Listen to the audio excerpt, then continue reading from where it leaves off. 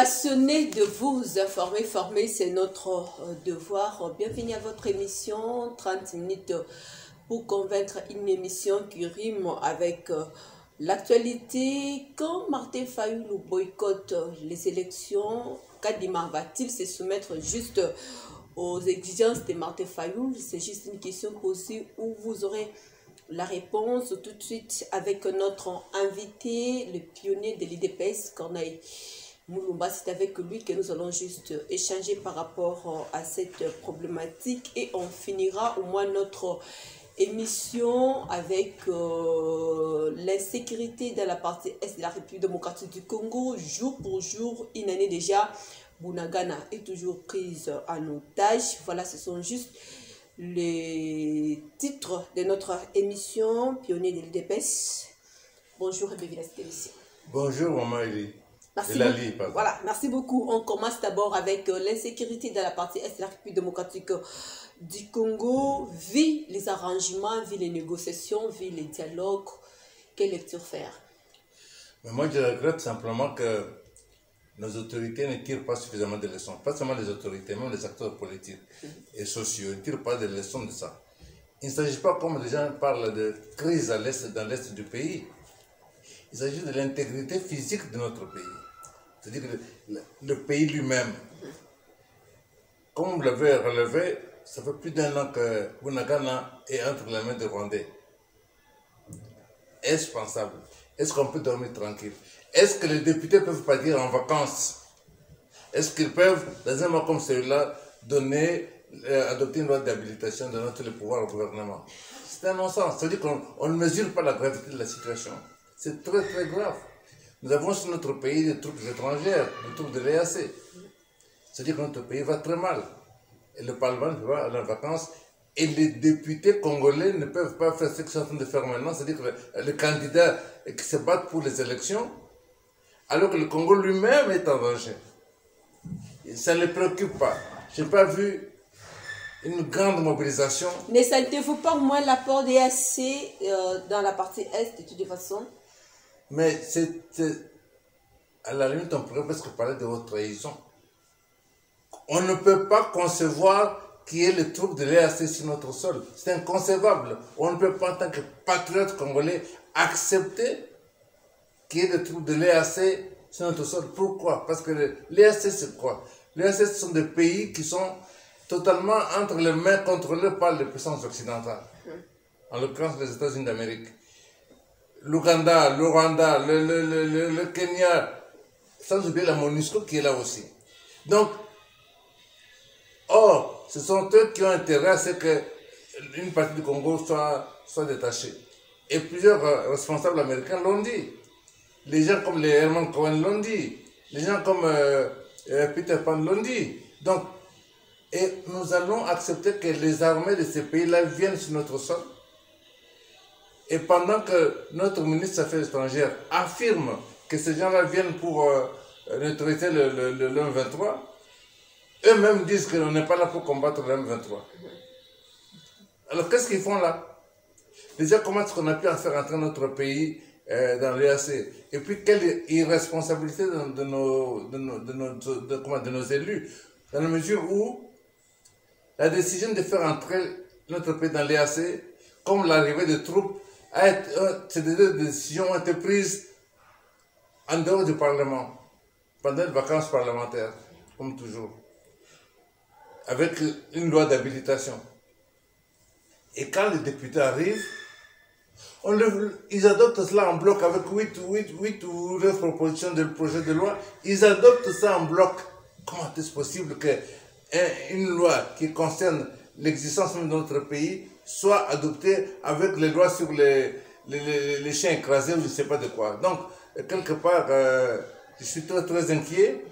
L'EAC fait ce qu'elle doit faire pour eux, c'est-à-dire défendre leurs intérêts, et nous ne défendons pas les nôtres. Au contraire, nous les exposons. Et ça, c'est vraiment dommage.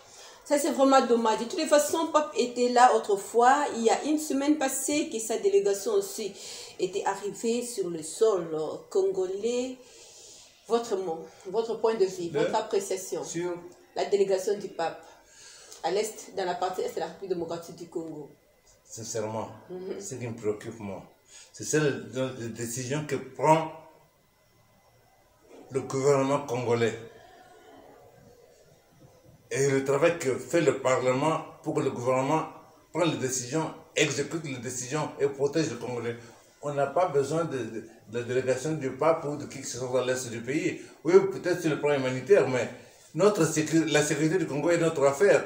Mais quand cela passe aussi inaperçu au vu des députés, quand cela passe inaperçu... Pourquoi ça passe inaperçu? Pourquoi ça passe inaperçu dans le monde d'aujourd'hui? Pourquoi ça passe inaperçu? Pourquoi nous ne sommes pas présents sur les chaînes internationales de télévision et dans les réseaux sociaux avec une grande offensive pour dénoncer, démontrer, mais surtout expliquer, donc, je veux dire, mobiliser les Congolais de tous bords sur ce dossier là-bas. Mais observez qu'il y a circulé à Kinshasa, vous ne sentez pas que effectivement notre pays est amputé au moment où nous parlons. Alors, c'est-à-dire depuis un an, ça peut continuer 2 ans, 3 ans, 4 ans, et puis quoi encore. Vous voyez, donc, que la délégation du pape vienne, que le pape lui-même vienne, que les Congolais décident quoi pour leur protéger. On doit se défendre nous-mêmes. À ce que je sache, nous avons tout ce qu'il faut. Une grande population, une grande jeunesse que nous pouvons mobiliser pour se battre. Nous avons de quoi troquer nos minerais contre les armes. Là, c'est dans le dire et non dans le faire, c'est ça. Mais pourquoi nous ne le faisons pas? Qu'est-ce qui nous empêche aujourd'hui de décider, aujourd'hui là, que tel pays, qui est intéressé par le cobalt, par le coltan du Congo, par le cuivre du Congo, au lieu de nous donner de l'argent, de donner des armes, nous pouvons troquer. Et des armes sophistiquées, et pourquoi pas? Et qu'est-ce qui nous empêche de mobiliser, de demander que chaque province du Congo donne 5000 soldats, 10 000 soldats, que chaque province donne des jeunes pour constituer une armée très forte. Et nous avons pourquoi nous ne décidons pas ça et que nous allons demander que les gens de l'EAC, que des pays étrangers viennent nous sécuriser? Pourquoi nous ne prenons pas les décisions normales? Combien de commandos nous formons au centre de Kotakoli? Nous avons un centre de formation de commandos, non? Combien nous en formons? Combien nous formons de parachutistes? Mais si nous ne faisons rien, nous ne dépensons pas pour ça, à quoi ça nous sert d'avoir un gouvernement pléthorique de 60 ministres si l'argent qui doit aller vers l'achat des armes, vers l'achat de prise en charge de nos militaires, va dans des cortèges de véhicules pour leurs autorités et tout ça. Donc, nous faisons de mauvais choix, de très mauvais choix, de très mauvaises décisions. Moi, je ne veux pas être là comme une distraire avec telle visite. Toutes les visites, chaque année, il y a certaines visites qui vont être toujours dans l'Est. Elles vont faire quoi? Elles vont faire quoi?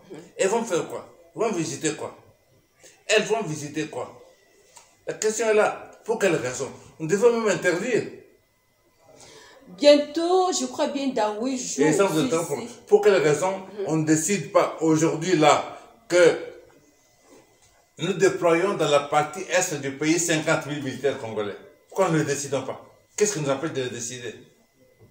Il nous empêche de le décider? Qu'est-ce qui nous empêche, qui empêche le Parlement de dire que la RDC doit se retirer de l'EAC? Qu'est-ce qui empêche? Il s'agit de cache-cache.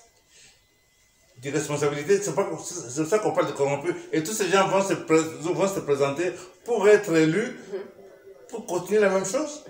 Non? Les élections se pointent à l'horizon. De toute façon, je vais profiter aussi de ça parce que ça fait quand même une année déjà que Bunagana est prise en otage. Faut-il organiser les élections pendant qu'il y a la crise sécuritaire dans la partie Est?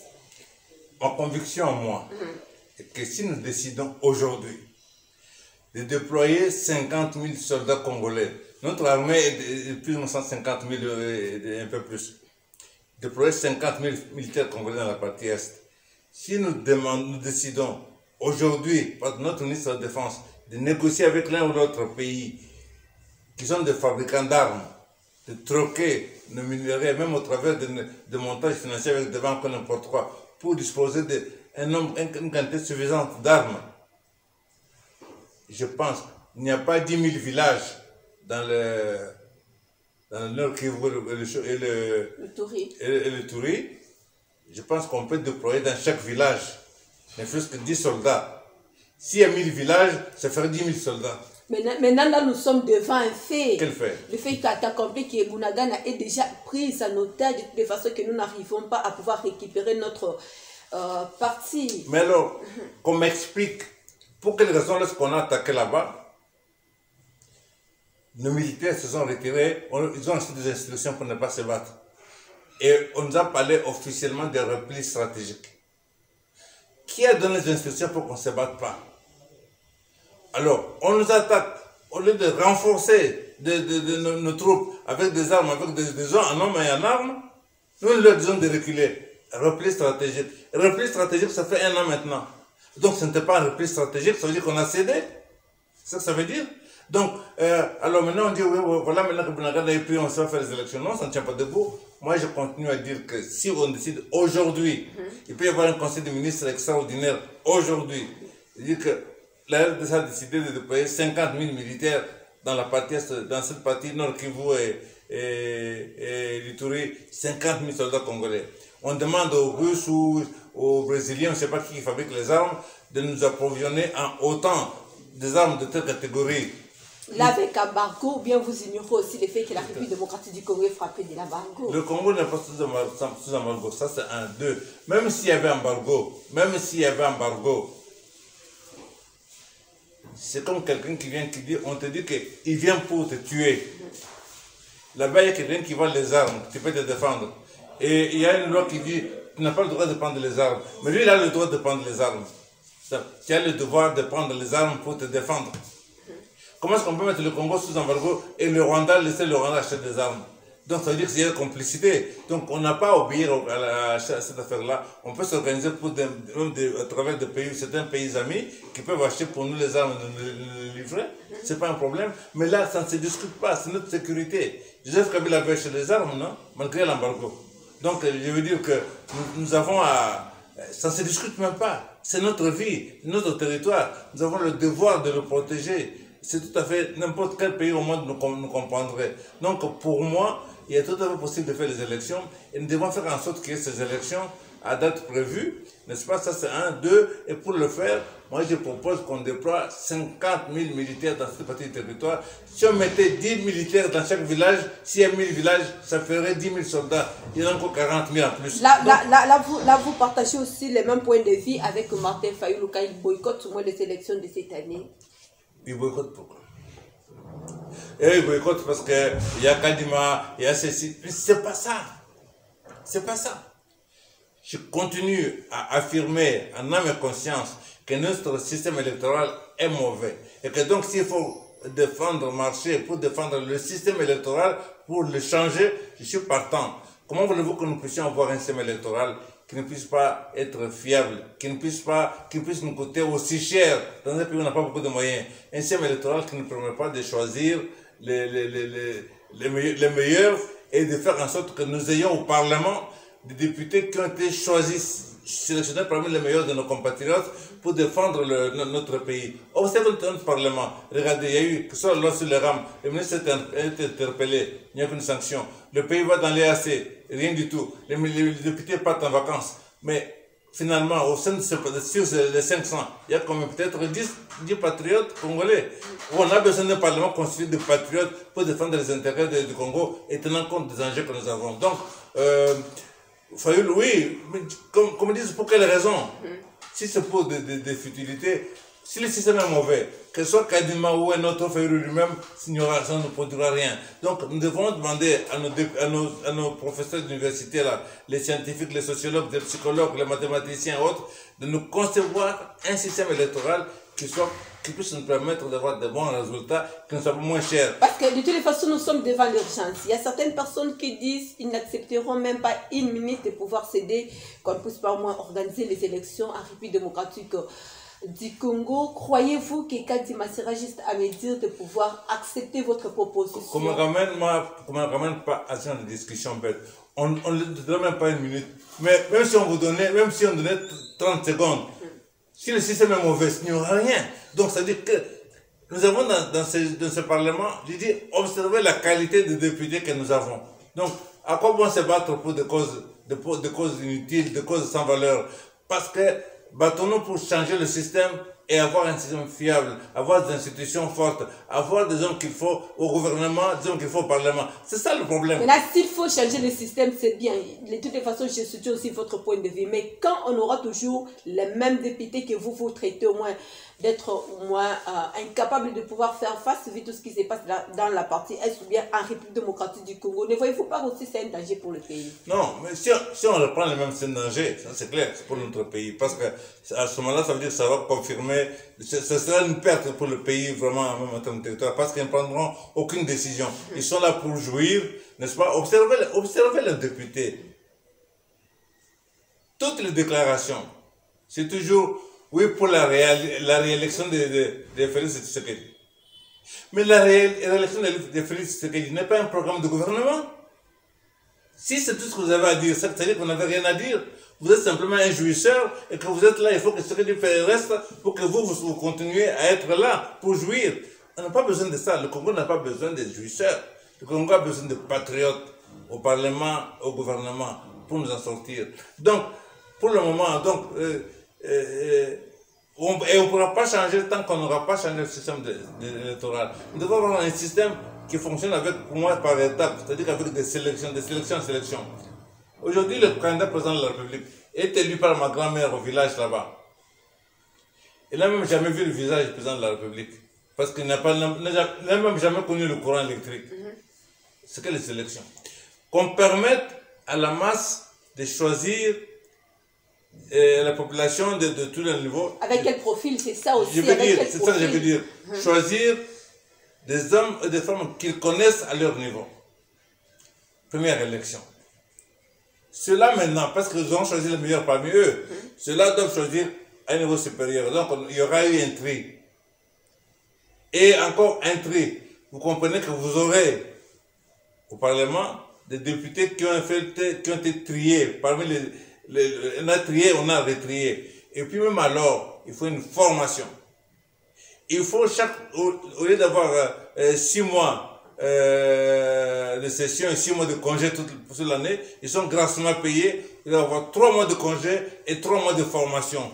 On les forme sur l'État congolais, sur les enjeux du monde, sur beaucoup d'autres choses, sur l'actualité, sur tout ça, pour les armer à ce que quand ils sont au Parlement, qu'ils sachent travailler en comprenant les choses. Aujourd'hui, quand vous leur apportez des lois, beaucoup ne disent même pas. Il y a à l'Assemblée nationale, au Palais du Peuple, en dessous de la salle de banquet, une salle que l'ambassade de France, je crois, avait aménagée avec des ordinateurs et tout ça, pour que les députés puissent, lorsqu'il y a des documents qu'on puisse en mettre déjà dans les réseaux et qu'ils puissent aller là-bas, qu'ils puissent consulter pour préparer les sessions, qu'ils puissent retirer les documents et tout ça. Les députés n'y allaient même pas. Et en fin de compte, on n'a plus financé ça, cette affaire. Et la dernière fois que je suis passé par là, il n'y a même plus tout ça. On a enlevé les donateurs, on a mis les services des balayeurs, ou je ne sais pas de quoi dedans. Donc, vous voyez un peu à quel niveau nous avons des députés. Alors, il faut que vous avez même, dans un parti comme l'UDPS, vous avez des députés, des gens qui ont payé pour figurer sur la liste. Et ils ont payé et on les a alignés. C'est comme ça que vous avez la législature se termine. Vous n'avez même pas entendu une seule proposition de loi provenant de l'UDPS. Est-ce qu'on peut penser, c'est beau de dire, ça fait 30 ans, 40 ans qu'on a fait l'opposition, d'accord. On suppose que vous avez accumulé alors des réformes nécessaires pour changer le pays. Avez-vous entendu une seule proposition de loi? Zéro. Mais alors, ils font quoi là? Ils sont payés pour quoi? Alors maintenant, si on fait un travail important de sélection de formation, on va donner des choses, des idées. Et les députés pourront aller même dans des séminaires internationaux, aller faire des formations. On pourra appeler des gens qui viendront former pour avoir des hommes et des femmes bien formés aux enjeux du Congo, qui peuvent connaître la géographie et l'histoire du Congo. Savoir que dans le Congo, nous avons des minéraux à tel endroit, à tel endroit, à tel endroit, et quelle est la valeur de ces minéraux pour pouvoir négocier avec les autres. Vous comprenez un peu? Donc, notre pays est sous, comment je pourrais dire ça, on n'a pas le cadre qu'il faut pour le Congo, le cadre politique qu'il faut pour le Congo. On n'a pas le cadre politique qu'il faut pour le Congo. Bientôt 63 ans, 63e plutôt anniversaire de l'indépendance de la République démocratique du Congo. C'est déjà l'âge de la maturité, c'est déjà l'âge Oh, si c'était vraiment un être humain, c'est l'âge de la retraite. Croyez-vous qu'on peut avoir juste espéré encore pour un changement, pour un Congo plus beau qu'avant demain? Mais nous avons tous les atouts, madame. Dotons notre pays de leadership qu'il faut. Vous voyez, Félix Tshisekedi est arrivé au pouvoir, pas par les armes, pas par une révolution, mais par une passation pacifique et civilisée. Donc, il ne part pas de zéro. Il part, d'abord, il fait une remise reprise avec son prédécesseur, qui dit d'abord qu'il est disposé, elle est à sa disposition s'il peut lui être utile. Une première. Il a fait une remise reprise. Donc, il peut commencer à occuper son bureau 5 minutes après s'être séparé, n'est-ce pas? Donc, vous ne partez pas. C'est pour ça que des discussions comme celle de la CENI, là, ça m'énerve. Pourquoi? Parce que on a eu 5 ans pour préparer les élections. La CENI a 5 ans pour préparer les élections. Ce n'est pas aujourd'hui. C'est pas aujourd'hui. La CENI, son mission, c'est de préparer les élections, n'est-ce pas? D'organiser les élections. Donc, une fois qu'elle a fini les élections, d'organiser, elle prend quelques jours de congé, elle prend ensuite dans un séminaire pour évaluer les élections et proposer éventuellement des amendements, s'il faut des propositions de loi ou quoi, et commencer à travailler. Donc, dans les 2 mois qui ont suivi, la CENI devait être au travail pour préparer les élections suivantes. Mais c'est le contraire. Mais c'est ça que je dis, quand je parle que nous n'avons pas le cadre politique qu'il faut, c'est tout ça. Donc, et puis, nous avons eu le temps de faire les choses comme il faut. Et il devait y avoir les élections à la date prévue, parce que nous avons eu le temps de les préparer tranquillement. Nous ne l'avons pas fait. Si nous ne l'avons pas fait, mais que les uns les autres assument leurs responsabilités. Mais dans quelle langue faut-il adopter? Faut-il dialoguer? Faut-il aller à la transition sans Félix ou bien quel chemin faut-il prendre? Moi, je pense que dans notre prochaine constitution, on doit inscrire ceci. Puisqu'il est dit que le corps électoral est convoqué 3 mois avant la date d'échéance, en l'occurrence en septembre. Si en septembre, le corps électoral n'est pas convoqué, le gouvernement comme le président de la République doit être réputé démissionnaire. Parce qu'ils n'ont pas fait un acte essentiel qui permette la continuité de l'État. Vous voyez? Donc, il faut, parmi les réformes, on doit introduire ça pour contraindre le gouvernement, les chefs de l'État, tout le monde, à être prêts, n'est-ce pas, pour que coûte, à être prévu, on puisse avoir les élections. La CENI travaille elle est indépendante, entre guillemets, puisque les moyens de fonctionnement lui sont donnés par le gouvernement au fur et à mesure que le gouvernement les donne. C'est-à-dire que si le gouvernement ne donne rien, elle ne fera rien. Voilà. Donc, pour moi, si on se met à dialoguer, on fragilise nos institutions. Donc, c'est-à-dire qu'il y a un recul. Il y a un recul parce que tout était fait pour que nous puissions avoir les choses en ordre, n'est-ce pas? Pour fonctionner normalement. Si on se met à dialoguer, qui dit dialogue dit compromis, ça veut dire que, le pouvoir du gouvernement, bon, on va changer de gouvernement, n'est-ce pas? Parce que tout le monde là devrait y entrer. Et à ce moment-là, ça devient un gouvernement mastodonte, donc inutile, n'est-ce pas? Parce qu'il faut partager le gâteau. Ça se ramène à un partage de gâteau. Et ça ne nous est pas du tout profitable. C'est pour ça que moi, si je recommande au chef de l'État qu'il se plie en 4 et qu'il y ait les élections à la date prévue. C'est important pour notre pays, parce qu'à ce moment-là, on va commencer maintenant à préparer les 5e élections. Ce serait bien, n'est-ce pas? Ce serait bien. Sinon, dès qu'on entre dans les choses, ces pouvoirs à lui vont être diminués d'abord, parce que ce serait un exécutif de compromis. Et à ce moment-là, ça vous n'avez pas droit, ça vous n'avez pas droit, dans telle condition vous devez nommer. C'est pas intéressant. C'est un recul. Donc, qui se plie en 4 pour qu'on ait les élections à la date qu'il faut. Merci beaucoup. Tournons la page, ouvrons une page sur la justice. De toutes les façons, on sait bien que la justice élève une nation. Quelle analyse faire sur la justice congolaise, Corneille Nangaa? Moi, je vais avoir des problèmes avec vous, avec votre Corneille Nangaa là.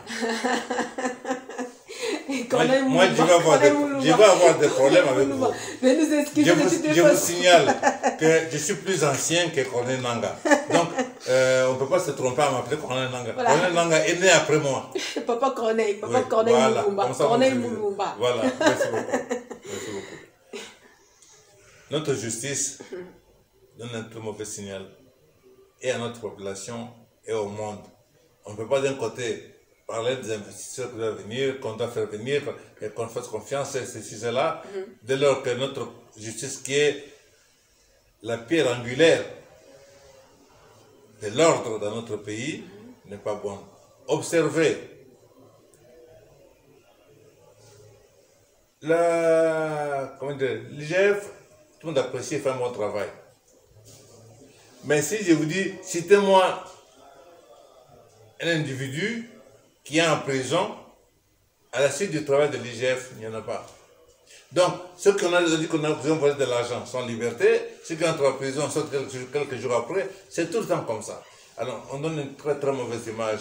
Et puis, on crée des problèmes. Vous avez des gens comme le docteur Oli Ilunga, qui sont en prison, 5 ans, voilà, ils peuvent totaliser 5 ans, pour avoir fait quoi? Oh, il a volé 400 000 $. On va au tribunal, c'est l'éditeur financier qui prend question de la responsabilité. L'éditeur financier, il a trouvé là, c'est pas quelqu'un qui a engagé de l'extérieur, il a trouvé là. Mais on reconnaît qu'il a fait ça, mais lui on le condamne parce que, par solidarité avec l'éditeur financier, en disant que si celui qui était le premier responsable, donc il devait se protéger. Alors on condamne au même titre, alors que l'infraction est individuelle, à 5 ans de travaux forcés, et il les exécute. N'exaltez-vous réellement pas la justice? Non. Notre justice est défaillante. Parce que nous avons le devoir de faire en sorte que, et surtout quand on a un parti comme le nôtre, c'est d'être dans son état. C'est-à-dire, nous devons faire en sorte que chaque Congolais, aussi pauvre soit-il, ait droit à la justice. Allez-y, vous allez voir que les pauvres, parmi les pauvres là, sont obligés de s'arranger pour faire voler la télévision qui est à la maison, pour la vendre, pour payer le magistrat. Vous avez des gens en prison, à Makala là-bas, qui sont là et qu'on a oublié parce qu'il n'y a personne pour s'occuper d'eux. Il n'y a pas de suivi. Donc, la justice, c'est une vision de la République, c'est une politique. Quelle politique nous mettons en place pour que tout Congolais, où qu'il soit, ait droit à une sécurité? C'est-à-dire que quand vous avez tort, vous avez tort. Quand vous avez droit, vous avez droit. Et quand vous avez tort, vous restez Congolais. Donc l'État a le devoir de vous protéger. Essayez de vous récupérer par une rééducation. De toute façon, si c'était à refaire, parce que bientôt là déjà 63 ans, si c'était à refaire, par où faut-il recommencer avec la justice congolaise? Non, d'abord c'est une question d'homme. On peut avoir les textes, mais les textes ne suffisent pas. Il faut des hommes pour ça. Ça c'est un. Maintenant, il faut les hommes, mais les hommes c'est aussi, c'est avant tout le leadership national. C'est le sommet de l'État. Nous prenons le cas de Vital Kamerhe. Il y a un procès qui passe en direct à la télévision. Tous les Congolais suivent. Matin et soir, tous les Congolais suivent. Il est condamné. Il va en appel. La peine est reconfirmée, même légèrement réduite, mais elle est reconfirmée. Pendant ce temps, Vital n'est même pas en prison. Il est au centre Nganda, dans un appartement là-bas. Et on entend le chef de l'État dire dans l'est du pays que Vital est un garçon bien, il a encore un rôle à jouer dans ce pays. Ah bon? Quelqu'un qui est la justice congolaise a condamné. Et vous êtes le magistrat suprême. Vous dites que c'est quelqu'un bien et qui a encore un rôle à jouer. Effectivement, quand il ressort de là, il part en Europe, après l'Europe il revient, il est reçu par le chef de l'État. Quelque temps après, il est nommé vice-premier ministre en charge de l'économie. Mais quel message nous avons donné au monde? Vous comprenez? Donc, c'est-à-dire que, pourquoi le chef de l'État fait ça? Pour que les gens, il a parlé comme ça, et pour que les gens aient fait ça? Est-ce que ça vient de lui? Est-ce que ça vient de l'extérieur? Tout est possible. Mais si ça vient de l'extérieur et qu'on doit céder aux pressions extérieures, Ça veut dire quelque part, on n'est pas maître de soi, on n'est pas suffisamment fort dans son pays que l'extérieur vous impose des hommes qu'il veut vous imposer. Vous comprenez? Donc, c'est pour montrer que les conditions dans lesquelles nous élisons, bien ceux qui nous dirigent arrivent au pouvoir, à différents niveaux, impactent leur travail. Moi, je ne suis pas pour. Nous avons un système officiellement, j'ai un système ambigu, où officiellement on a un système semi-présidentiel, mais où finalement c'est le président qui décide, tout le gouvernement est inexistant. Voilà, merci beaucoup. Nous savons que nous sommes arrivés juste à la fin de cette émission. L'état de droit face à l'arrestation de Franck Djongo Salomo. Quel serait votre point de vue? Non, moi, il m'est difficile, très difficile de me lancer dans des supputations. Pourquoi? Parce que la justice a arrêté 2 Congolais. Mon souci est que pendant leur arrestation, leur révélation, que leurs droits soient préservés, qu'ils ne soient pas malmenés, n'est-ce pas? Et que la justice fasse son travail. Vous avez arrêté? Ok, d'accord. Alors, c'est peut-être pour mener des enquêtes. Vous avez mené des enquêtes? Qu'est-ce que ces enquêtes ont donné? Si les enquêtes les ont disculpés, laissez partir. Si les enquêtes ont été confirmées leur culpabilité, transmettez à la justice, que les juges se prononcent, un point trait. Il n'y a pas à discuter parce que sur base de quoi je veux dire non, que tel est innocent, tel est innocent. Je n'ai aucune information. Alors que ceux qui les ont arrêtés, puisque ce sont des Congolais qui nous disent pourquoi ils les ont arrêtés et très rapidement qui rendent public les résultats de leurs enquêtes, au besoin qu'ils transmettent à la justice ou qu'ils les libèrent. Que leurs droits soient respectés. Ça, c'est mon combat politique. Merci beaucoup. Nous vous disons merci d'être là. C'est moi qui vous remercie, madame. Ça n'est fini pour aujourd'hui. Bonne suite de programme sur Show TV. Suivez la rediffusion de cette émission le dimanche à 15h05. Au revoir.